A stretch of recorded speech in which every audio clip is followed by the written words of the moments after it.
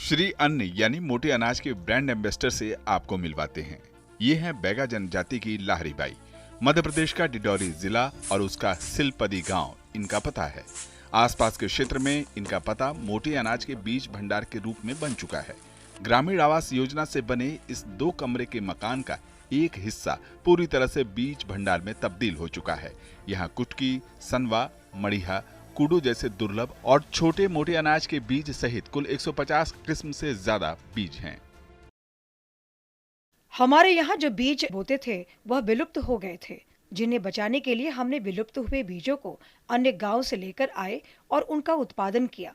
किसानों को बीज बांटे और फसल आने पर उन्हें वापस लिया, जिसके बाद आज 16 तरह के विलुप्त बीजों को फिर से वापस पा लिया है। वैसे तो हमारे पास 30 किस्म है, लेकिन बाकी बहुतायत में है। लाहरी बाई ने इन सभी फसलों को अपने खेतों में उगाया और उसके बीज को संरक्षित किया। इनका ये सफर अब 1 दशक से ज्यादा का हो चुका है। इन्होंने अपने गांव के किसानों के अलावा तकरीबन 54 गांव के लोगों को मुफ्त में बीज उपलब्ध कराए। मोटे अनाज के संरक्षण और संवर्धन की दिशा में लाहरी बाई के योगदान को देखते हुए ढिंडोरी के जिला अधिकारी विकास मिश्रा ने इनका नाम भारतीय कृषि अनुसंधान के जोधपुर केंद्र में स्कॉलरशिप के लिए भेज दिया है।